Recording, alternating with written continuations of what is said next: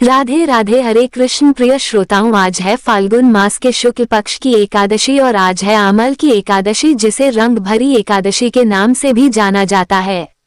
पवित्र आमल की एकादशी को भगवान विष्णु की अत्यंत प्रिय तिथि माना गया है। इस एकादशी का महत्व स्वयं श्री कृष्ण ने धर्मराज युधिष्ठिर को बताया था। भगवान श्री कृष्ण ने कहा कि हे राजन, आमल की एकादशी सभी एकादशियों में विशेष फल देने वाली है। इस दिन श्रद्धा और नियम पूर्वक व्रत करने से मनुष्य के सभी पाप नष्ट हो जाते हैं और उसे दीर्घायु, आरोग्य, सुख, समृद्धि और अंत में मोक्ष की प्राप्ति होती है। इस दिन आंवले के वृक्ष को भगवान विष्णु का स्वरूप मानकर पूजा करने का भी विशेष विधान है। जो भक्त सच्चे मन से व्रत रखकर भगवान का स्मरण करता है, उसके जीवन के कष्ट दूर होते हैं और घर में सुख शांति का वास होता है।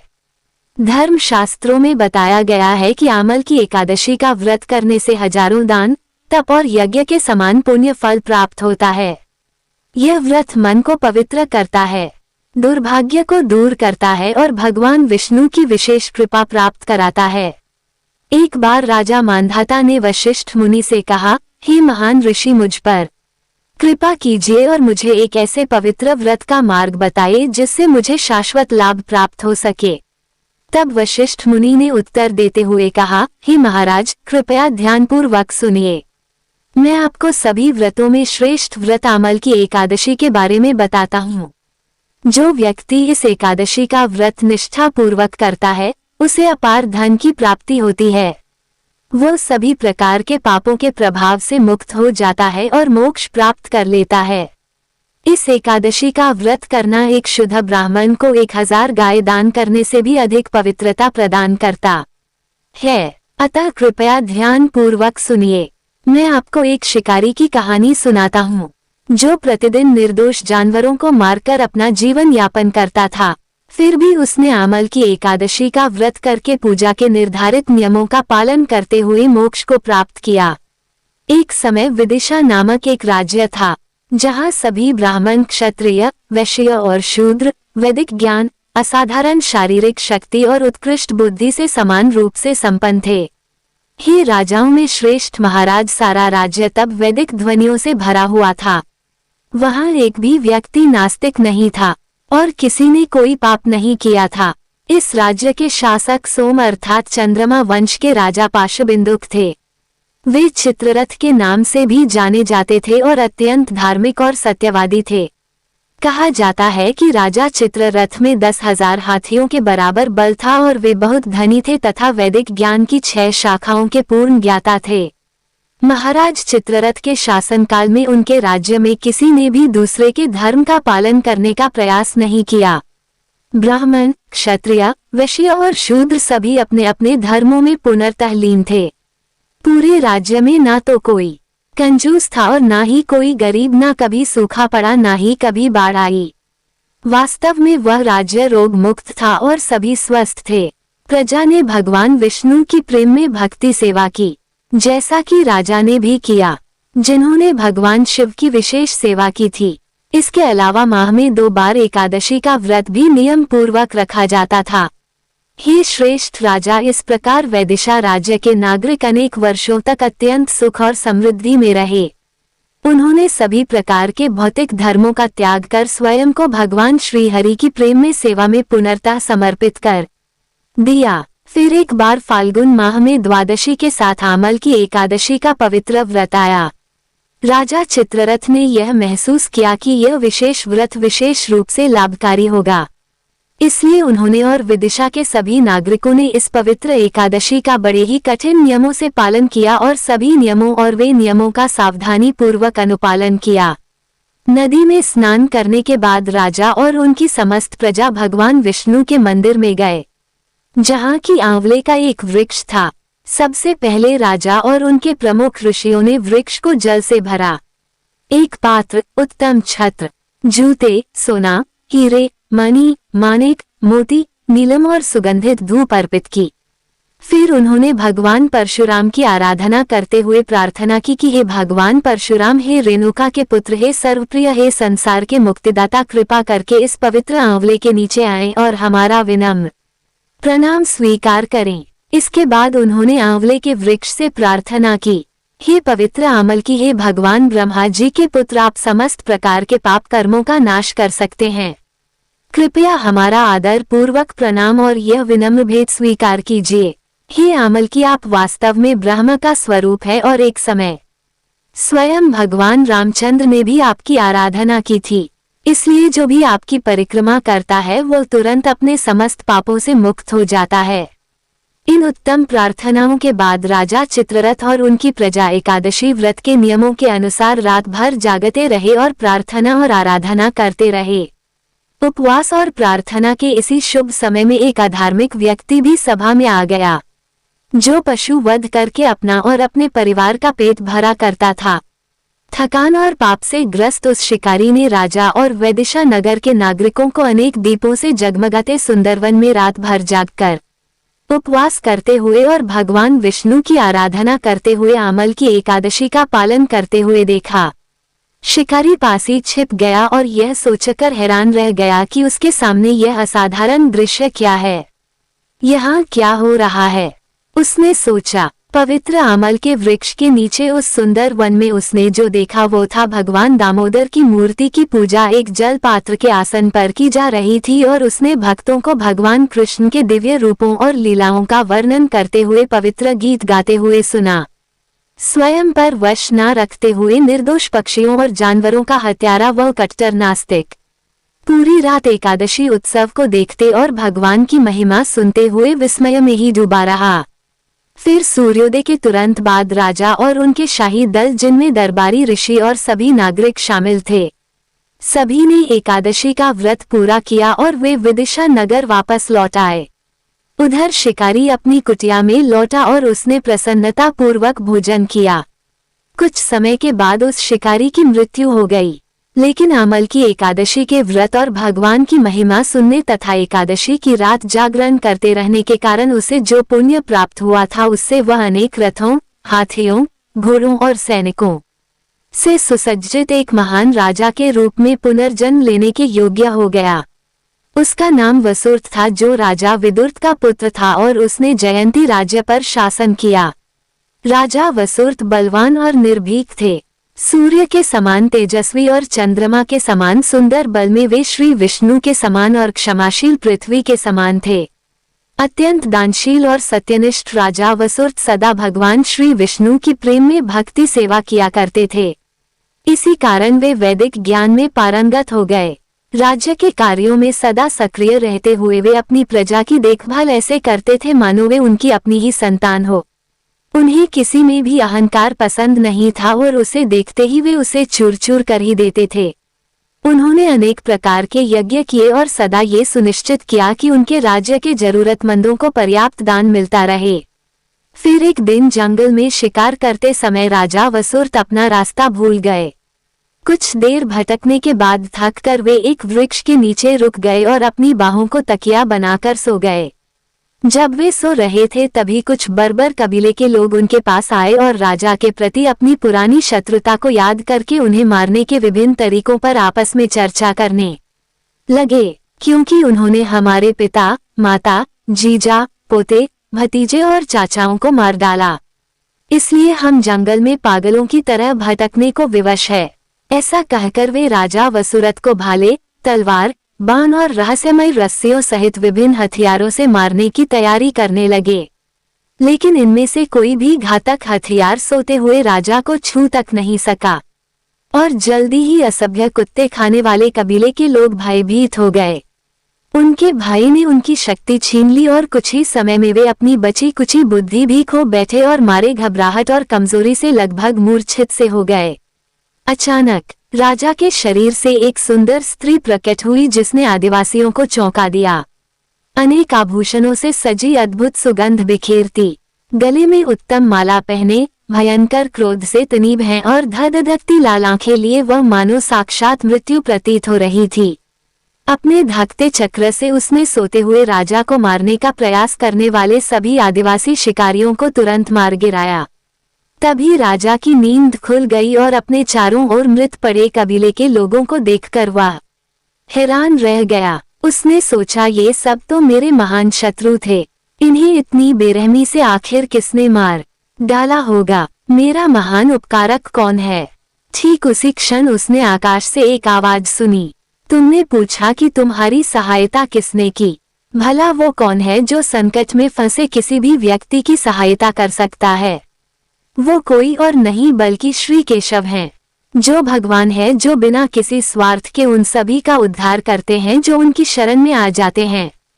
ये आकाशवाणी सुनकर राजा वसुर्त भगवान श्री केशव के प्रेम के प्रति अभिभूत हो गए और वे अपनी राजधानी में वापस लौट आए और वहां दूसरे राजा इंद्र की तरह बिना किसी बाधा के शासन करने लगे।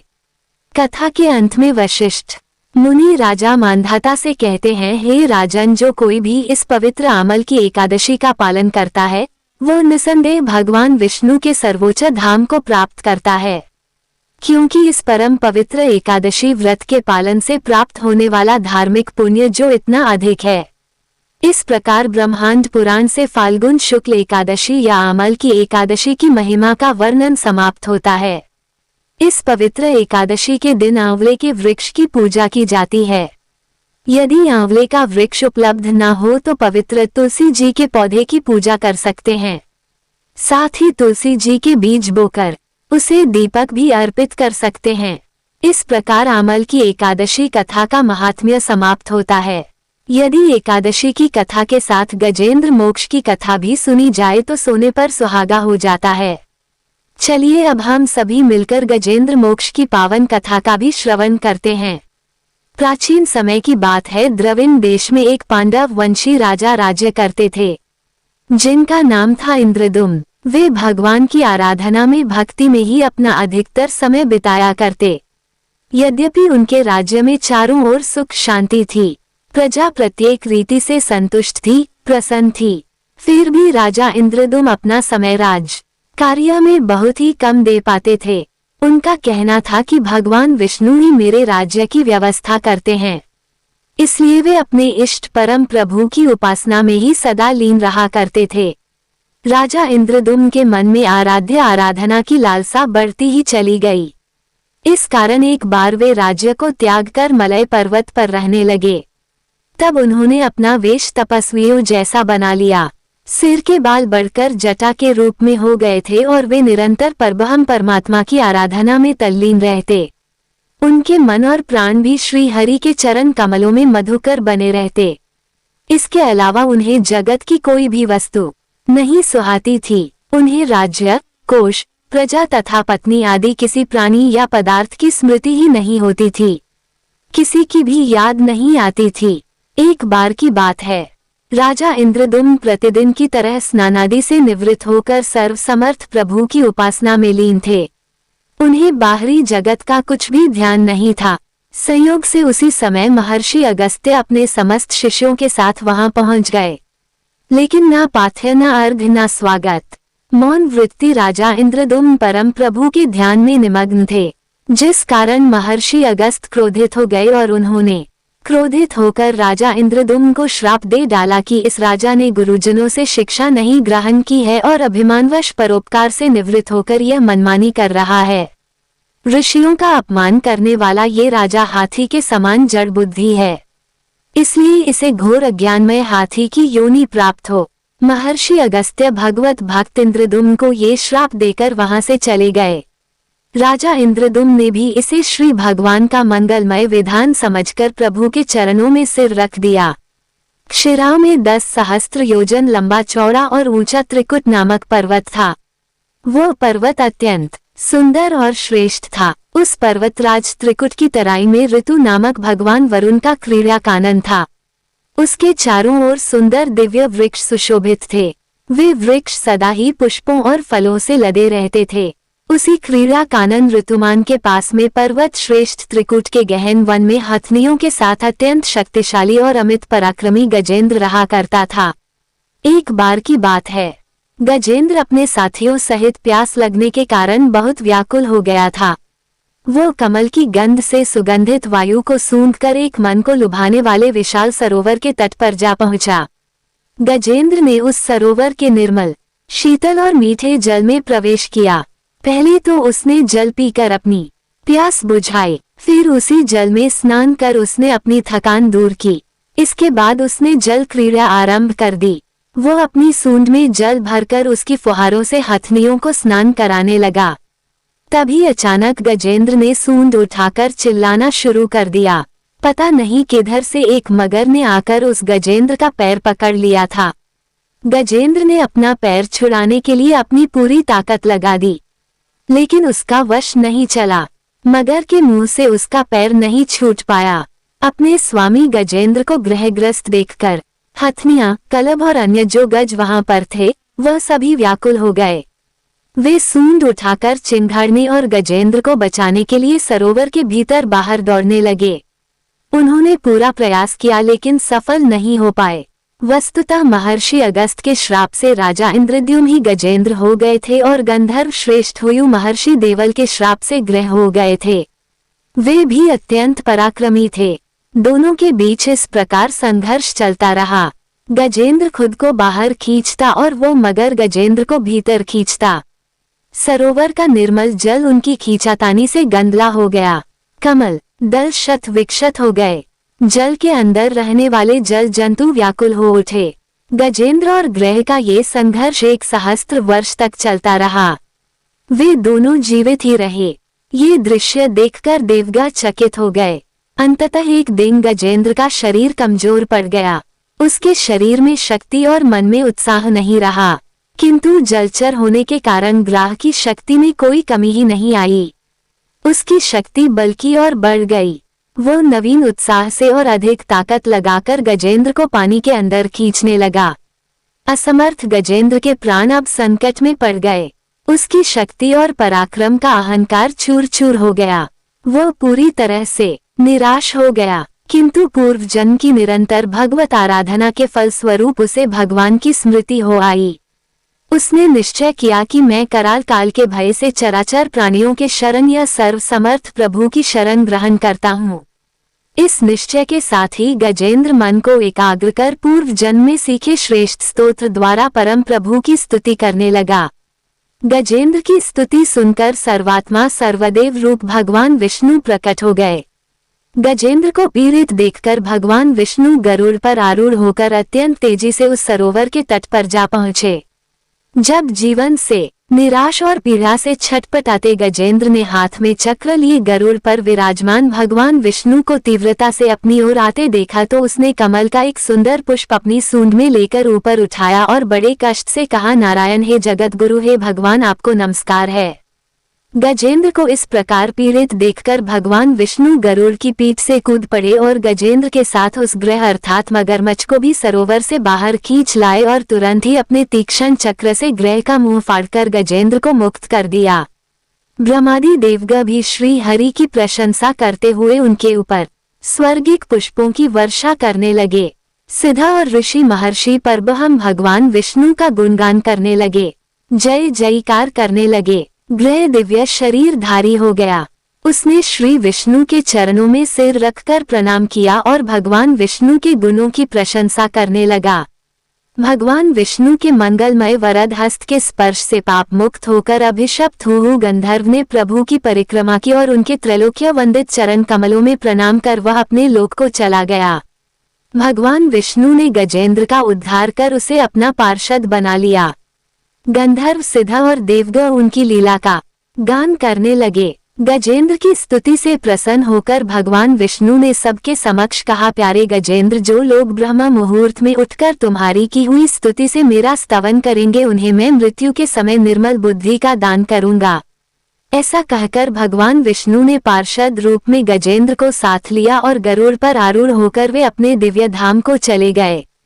ये थी गजेंद्र मोक्ष की कथा। अब सुनिए तुलसी माता की कथा। एक समय एक परिवार में नंद और भाभी साथ साथ रहा करती थी। नंद का विवाह अभी नहीं हुआ था। वह तुलसी जी के पौधे की बहुत सेवा करती थी।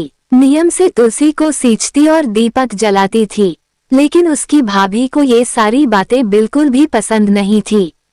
जब कभी उसकी भाभी को बहुत ज्यादा गुस्सा आता तब वो अपनी नंद को ताना देते हुए कहती कि जब तुम्हारा विवाह होगा तो मैं इस तुलसी को ही बारातियों को खाने को दूंगी और तुम्हारे दहेज में भी तुलसी ही दूंगी।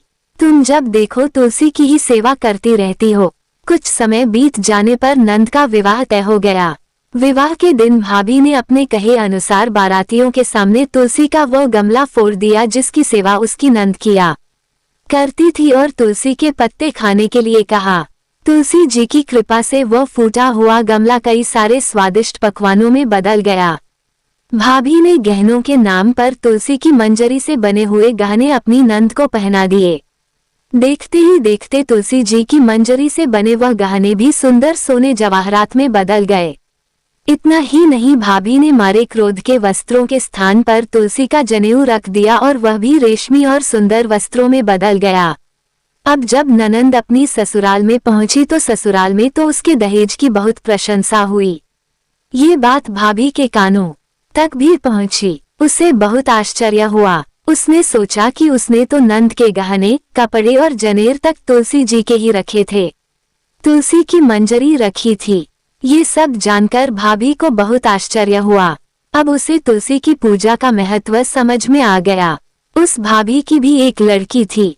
वो तब अपनी बेटी से कहने लगी कि बेटी तुम भी तुलसी की सेवा किया करो, तुम्हें भी तुम्हारी बुआ की तरह फल मिलेगा। वो जबरदस्ती अपनी बेटी से तुलसी की सेवा करने को कहा करती, लेकिन लड़की का मन तो तुलसी की सेवा में लगता ही नहीं था।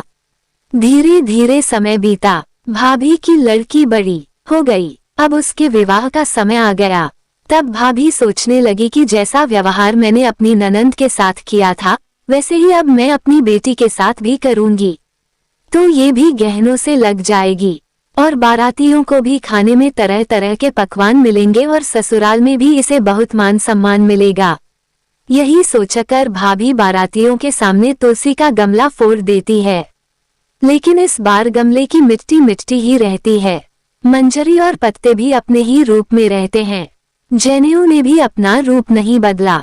और जब भाभी ने सभी बारातियों को खाने में तुलसी के पत्ते दिए तो ये देखकर सभी लोग और बाराती भी भाभी की बुराई करने लगे।